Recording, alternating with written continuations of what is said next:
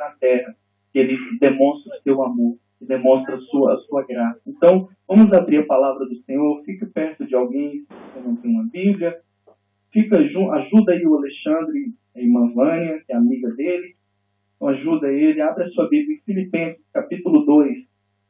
Filipenses está no Novo Testamento, depois de Efésios, depois de Coríntios, depois de Atos. Filipenses, capítulo 2, a partir do verso 20 ao 22. O título desta mensagem é O Mundo e o Desejo de Deus. Então, o título desta mensagem é O Mundo e o Desejo de Deus. Vamos abrir aí, então, Filipenses capítulo 2, a partir do verso 20. Todos acharam? Amém? Amém. Vamos ler a palavra do Senhor. Diz assim: porque a ninguém tenho de igual sentimento que sinceramente cuide do vosso estado. Porque todos buscam o que é seu e não o que é de Cristo. Outra tradução diz assim: porque todos buscam o seu próprio interesse e não o que é o de Cristo. Mas bem sabeis qual é a sua experiência e que serviu comigo no Evangelho como filho ao Pai. Podeis assentar. Outra tradução fala no versículo 22, mas bem sabeis o valor que Timóteo tem, porque serviu comigo como um filho e um pai serve ao Evangelho. Podeis assentar. A palavra de Deus hoje para nossas vidas nós vamos entender como o mundo está e qual é o propósito de Deus para o mundo, para a humanidade. Nós estamos vivendo em dias maus. Nós estamos vivendo em dias de trevas. Nós estamos vivendo em dia de crise. E a crise não é só financeira. A crise é tanto espiritual, às vezes mais espiritual do que financeira. O mundo se acordou para a palavra crise quando afetou o seu bolso. O mundo se desperta quando afeta o seu dinheiro. O mundo se desperta quando não há possibilidade de ter um pão na mesa. O mundo se desperta quando não há possibilidade de comprar uma água no supermercado porque não há dinheiro, porque não há trabalho. Às vezes nós estamos tão focados só neste mundo que para a gente achar que precisamos de algo, o nosso mundo físico tem que acontecer algo. O nosso mundo material tem que ser afetado. As nossas finanças têm que ser afetadas para que talvez a gente venha buscar a Deus. O nosso físico tem que ser afetado, às vezes, para que a gente venha estar mais na presença de Deus. Infelizmente, como homens carnais, nós precisamos que, às vezes, algo acontece na nossa vida para que a gente busque a Deus, para que a gente busque ajuda, para que a gente possa ver algo acontecer do sobrenatural. Então, infelizmente, a palavra crise só entrou na mente das pessoas, ainda mais neste país, quando afetou o bolso deles. A crise já começou já há muito tempo atrás neste país. A crise verdadeira começou quando os Estados Unidos tirou Deus do seu país. Este país, para quem não sabe, foi fundado de acordo com a palavra de Deus. Este país, quem veio aqui e declarou a independência deste país foram pessoas cristãs que saíram da Inglaterra, pessoas cristãs que temiam o Senhor, que honravam a palavra do Senhor. Para você ter uma ideia, a palavra de Deus estava nas escolas, a palavra de Deus era falada. O país todo colocava todo mundo para reconhecer que era um país que estava debaixo de Deus, que Deus estava acima deles, que Deus estava acima de todos eles. Nós tínhamos que fazer na escola, colocar a mão no peito. Eu estudei aqui neste país e colocar e reconhecer que este país foi fundado debaixo de um Deus todo-poderoso.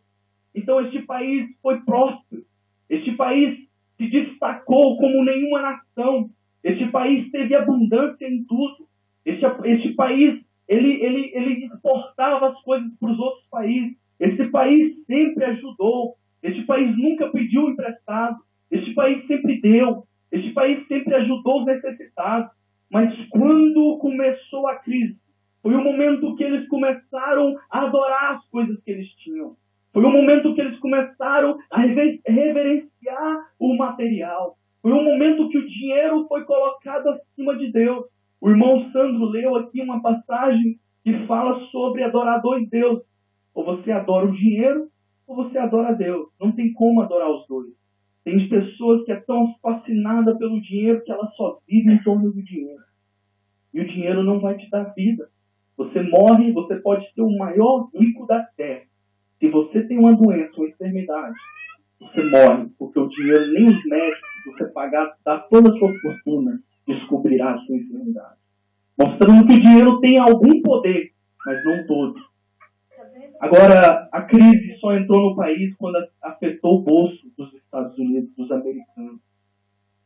Muitas das vezes nós precisamos ser afetados.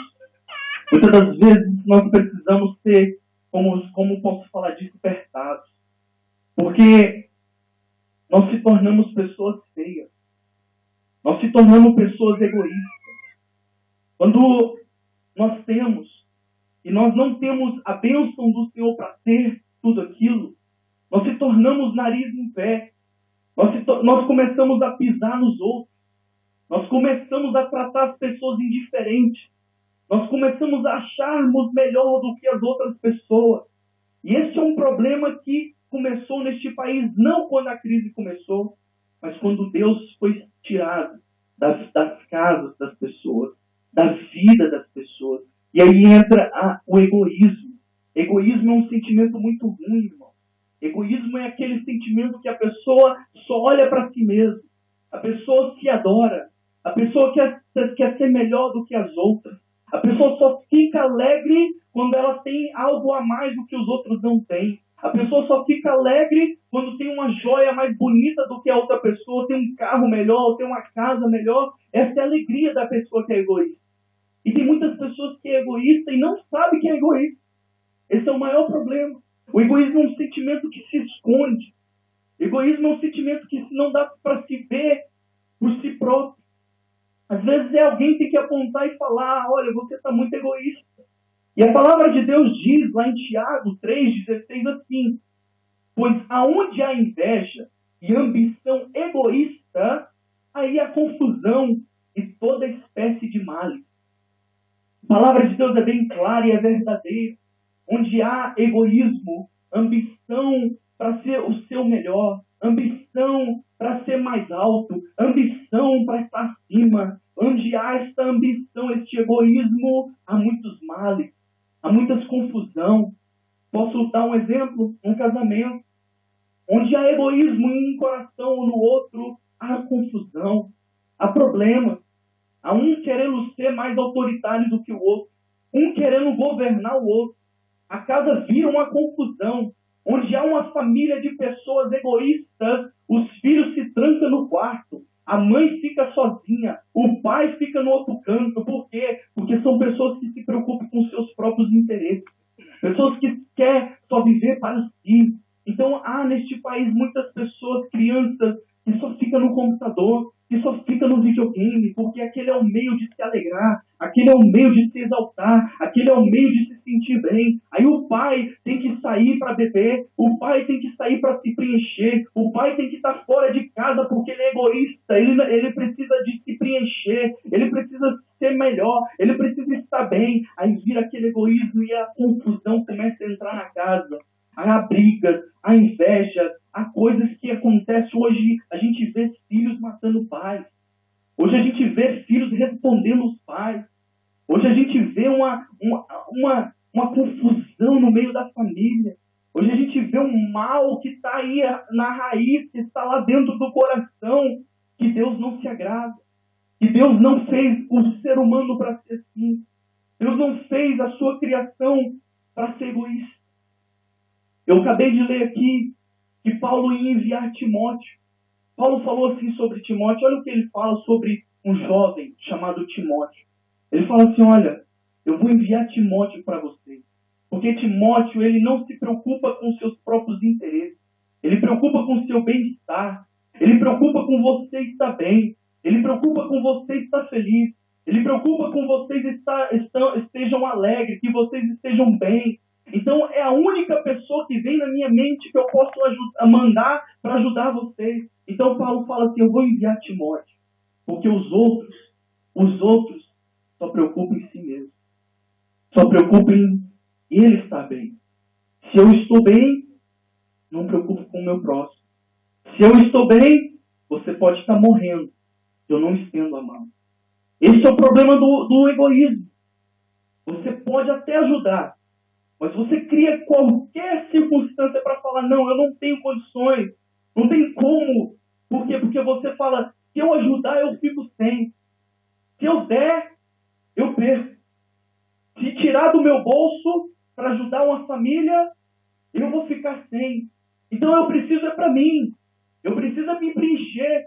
Eu preciso que eu esteja bem. Eu preciso ir para o Brasil ou ir para o meu país e que o meu reino seja estabelecido. E Deus, Ele não se agrada desse sentimento. Eu não estou falando que você não possa conquistar. Longe de mim falar isso. Eu não estou falando que você não pode ter bem. Longe de mim falar isso. Eu estou falando de um sentimento chamado egoísmo, que é a razão de muitos estarem vivendo mal, estarem vivendo trevas, estarem vivendo debaixo de maldição. É a razão que há divisões, confusões. É a razão que este mundo está perdido, porque o seu coração está cheio de ódio. Seu coração está cheio de egoísmo. É cada um por si próprio. Não há mais união. Não há mais aquela palavra amor. A palavra amor tem se afastado dos corações das pessoas. A palavra caridade tem sido rara a ser usada. Esse país se tornou um país egoísta. Um país que a pessoa tem que ser grande ou senão você não vale nada. E isso tem entrado na mente de muitas pessoas, até mesmo nós imigrantes. Nós começamos a entrar no sistema e nós corremos o risco de se tornarmos egoístas, de se tornarmos pessoas que só preocupam com os nossos próprios interesses. E agora eu quero dizer aqui qual é o interesse de Cristo. Qual é a vontade de Deus? Será que Deus se alegra com essas atitudes? Será que Deus criou o homem para cada um viver por si próprio? Será que Deus criou a humanidade para cada um lutar um contra o outro? Não, eu preciso ser maior que você. Eu nasci para reinar, você nasceu para perder. Será que foi essa a ideia de Deus? Será que foi essa a ideia de Deus falar assim para Adão e Eva? Multiplicai-vos. Multiplicai-vos. Aí multiplica a humanidade. E multiplica pessoas egoístas. Pessoas que só olham para si mesmas. Pessoas que só veem eles na foto. A gente busca a Deus porque nós precisamos de melhorar. Nós precisamos da igreja porque nós entramos num estado tão deplorável que aí sim eu preciso de Deus. Aí sim eu preciso de uma ajuda, porque eu preciso me levantar. A gente peca porque a gente fala assim, Deus é misericordioso, Deus é amor. E aí a gente peca e peca e peca e peca sem olhar para Deus. A gente olha só para nós mesmos. Se a gente fosse pessoas que não tivéssemos o sentimento do egoísmo dentro de nós, sabe o que nós fazíamos? Nós pensávamos 10 vezes antes de pecar, antes de falar algo, antes de xingar, antes de maldizer alguém, porque nós sabemos que há um Deus que tem sentimentos. A palavra de Deus fala que Deus se entristece, que Deus, Ele tem amor, e se alguém tem amor, é porque ele tem sentimento, é porque ele tem coração, é porque ele tem momentos de alegria e momentos de tristeza. A palavra de Deus fala que no tempo de Noé, Deus se entristeceu tanto com a humanidade, porque a humanidade estava tão fundo no pecado, que Deus, ele falou, como eu pude ter criado pessoas assim? Como eu pude ter gerado filhos assim? E você que é pai e mãe,